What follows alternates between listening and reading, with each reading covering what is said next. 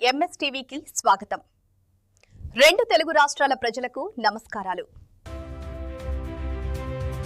Welcome to MS media. ఈరోజు Ponguturu MPPS main స్కూల్కి వచ్చాము. ఇక్కడ హెచ్ఎం గారితో కొన్ని విషయాలు మాట్లాడాలి. నమస్తే మేడం. చెప్పండి మేడం, మీ స్కూల్ గురించి ఇన్ఫ్రాస్ట్రక్చర్ ఏ విధంగా ఉందో ఇంట్రడక్షన్ ఇవ్వగలుగుతారా? నమస్తే సార్, నా పేరు తాహిని. పొంగుటూరు మెయిన్ స్కూల్ హెచ్ఎంగా చేస్తున్నాను. మా స్కూల్లో ఇన్ఫ్రాస్ట్రక్చర్ అంతా బాగుంది. పిల్లలకి సరిపడగా benches, water facility, RO plant ఉండేది. మా స్కూల్లో 2 టీచర్స్ ఉన్నాం.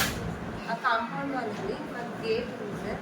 మాకు అన్ని ఫెసిలిటీస్ బాగున్నాయి. ఫ్యాన్స్, లైట్స్ కానీ, ఆర్ఓ ప్లాంట్, వాటర్ సిస్టమ్ కానీ అన్నీ కూడా సఫిషియెంట్గా ఉన్నాయి సార్.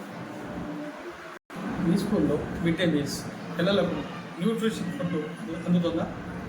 అలా ఉంటుంది సార్. మా మిడ్ డే మీల్ అంతా చాలా నీట్గా చేస్తారు.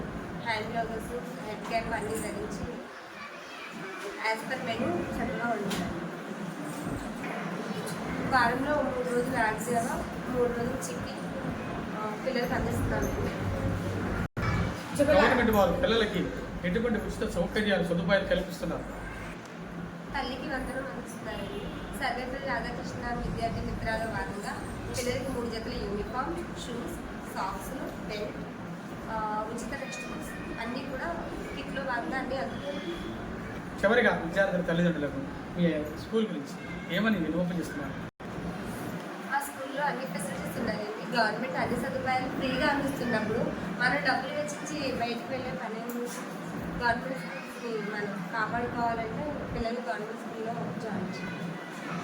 ఇప్పటి వరకు ఈ ఎంపీపీ స్కూల్ మరి మేడం గారు, తాహీర్ మేడం గారు అనేక విషయాలు చెప్పారు.